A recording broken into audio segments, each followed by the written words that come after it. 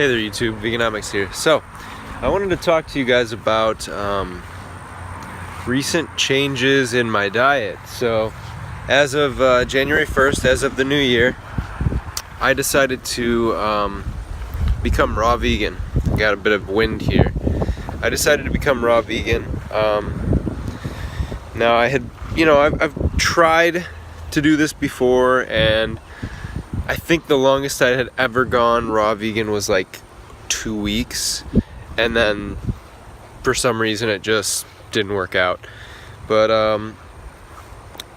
yeah, I think now is not the best time to do it, seeing as we're in our winter and not a lot of juicy local fruits are available. But of course, you got the whole supermarket. You got oranges from California, you've got apples from wherever, you've got, and basically I wanted to talk about what are some of my staples as a raw vegan going into 2019, and sort of what I think it's pretty important to have a lot of fruit in the house. I've been watching a lot of Ted Carr videos and, taking his advice in a lot of ways. He's been sort of a mentor to me by means of YouTube videos. I've been watching Ted Carr like crazy. If you haven't heard of Ted Carr, he's one of the younger raw vegans, but he's been doing it for a pretty long time. I think about 8 or 9 years now. So yeah, let's talk about some of the staples that I eat. And so oranges for sure. Apples. Make sure your apples, if you're gonna eat lots of apples, make sure they're organic, because apples are on the list of the Dirty Dozen. I think multiple years running. I think it's always going to be that way. Apples, as well as strawberries, pears, and many other things. I guess 9 other things are on the list of the Dirty Dozen because they're sprayed with a lot of pesticides, right? Well, so what do we have? We have oranges, like I said, apples, organic. I really like Pink Lady or Jazz, but we just renewed our BJ's membership for the first time in over 2 years, and I think the only ones they have are Gala and Fuji, and Fuji are okay, but the skin is a little squishy, and I don't know, I'm not really used to it. I like the tartness of Pink Lady apple. So another one, bananas. Okay, so my usual breakfast today's day 5, so my usual breakfast will be something like 2 oranges, 2 apples, 2 bananas, and about 10 dates, but I space these out. I'm not having big meals of all these things. Like, I'll have my 2 oranges, wait like 30 minutes to an hour, have my 2 apples, wait 30 minutes to an hour, have my 2 bananas, and I'm probably going to wait about an hour or 2 until I have my 10 dates that I'm soaking right now. And that's another thing that's kind of important, guys. You want to soak your dates. They are a dried food, so you want to rehydrate them. You want to rehydrate your dates. I mean, I can tell the difference just by soaking them for 5 minutes. Even 5 minutes will be better than not soaking them at all, but ideally you want to soak them for at least an hour, 30 minutes to an hour. Ted Carr will say from 2 to 24 hours, which I think is a little bit crazy. You don't have to soak them that long. You can soak them for an hour, and it'll be a lot better than if you hadn't soaked them. The main thing is dried fruit. I'm like combining food and fruit. So dried fruit can mess up your teeth, I guess.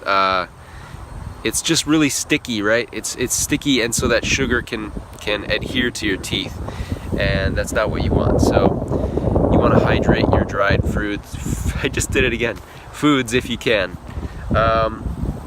So, again, oranges, apples, bananas, dates, okay? And those will be the main fruits that I eat. Now, I do have this guava tree right behind me, which has been providing me with a lot of guavas. So I'll have guavas, I will have star fruit. I've got a star fruit tree over there. Papayas for sure, but they're just not ripe yet. Sugar cane for sure. Like anything that I have growing, I will also eat, but store-bought things, what I've mentioned so far, avocados are another big one. Now I usually will have avocados with some sort of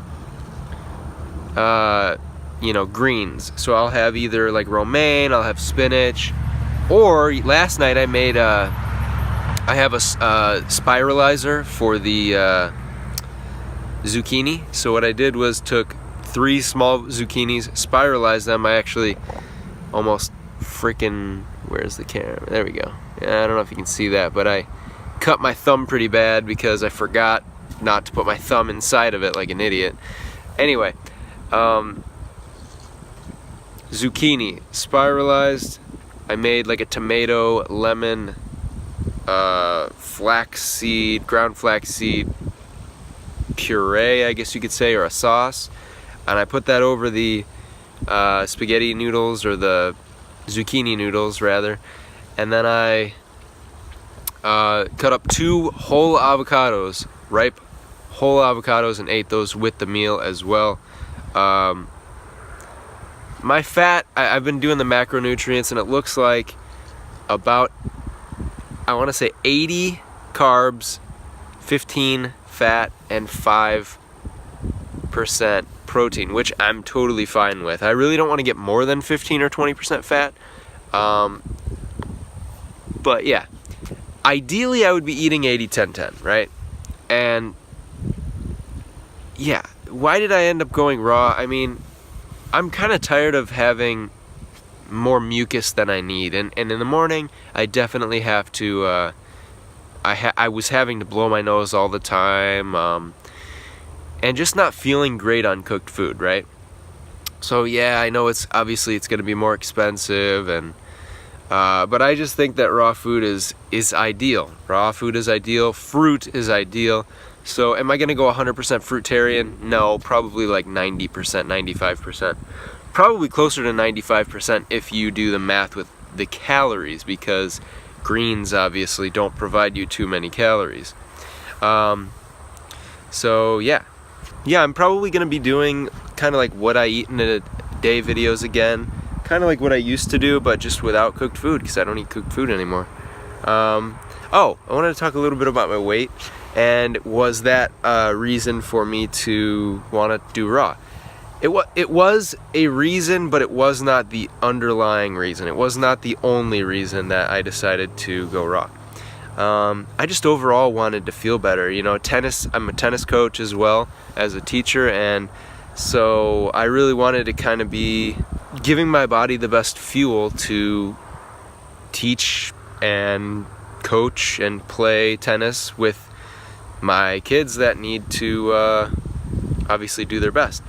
So yeah, so I took my weight on December 31st at night.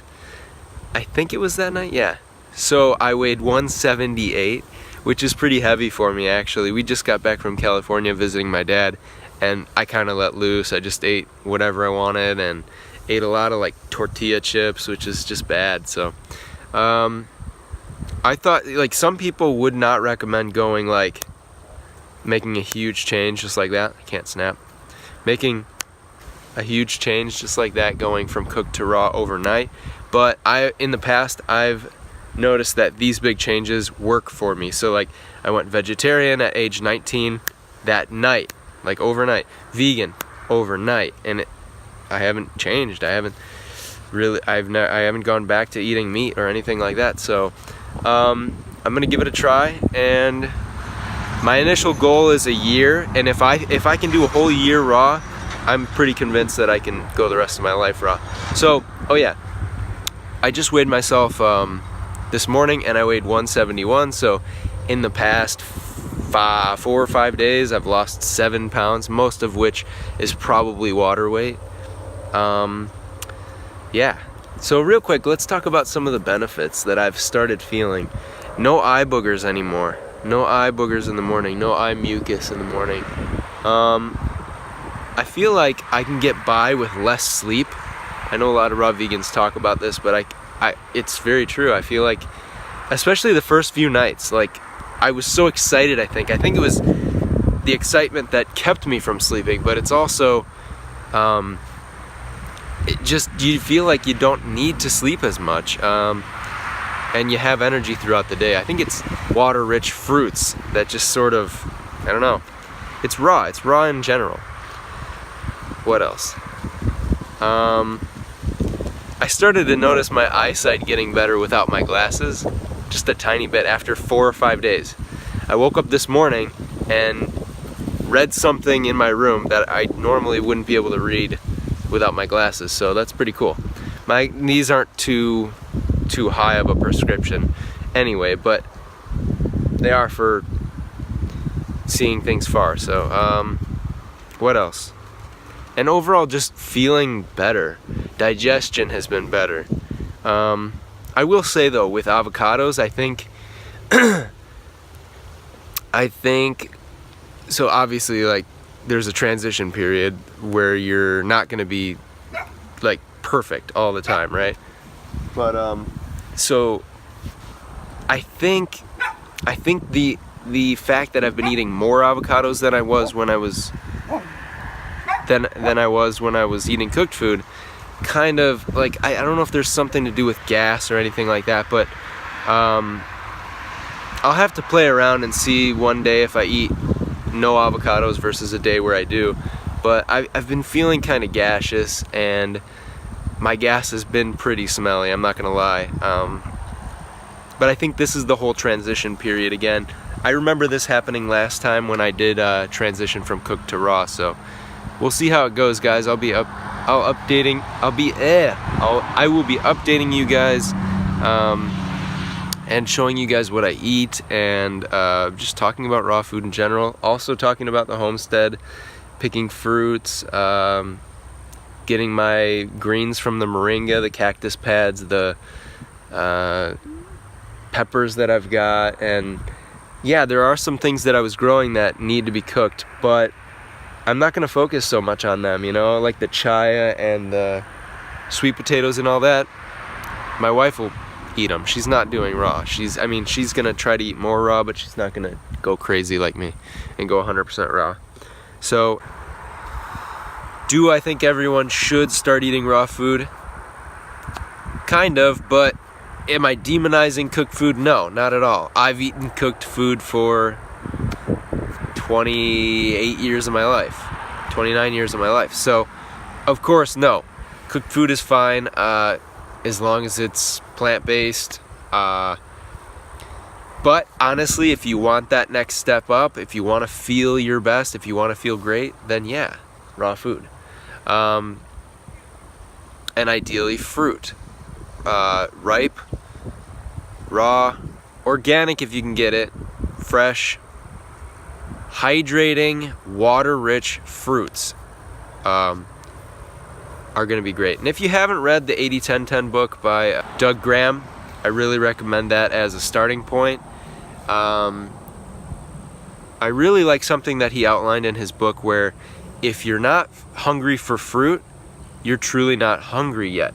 So wait until you're hungry. If 3 oranges cut up don't seem appetizing to you, or 3 bananas don't seem appetizing to you, wait a few hours. Wait 6 hours. You will get hungry, right? I think that I like that about what he said. Another thing I wanted to mention was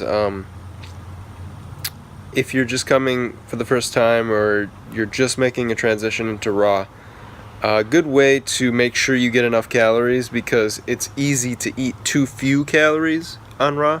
A good way to eat enough calories is to eat dates. Food with the most density in calories is going to be dates for me, and it's pretty easy to eat dates. I mean, I can eat 10 dates in 5 minutes. You know, you don't have to eat that many and you don't have to eat them that fast, but I'm just saying I can do it and get 700 calories in real quick. So dates if you're worried about getting too few calories. Anyway guys, thanks for stopping by. Thanks for staying subscribed. If you're not subscribed, please hit that subscribe button. And yeah, peace.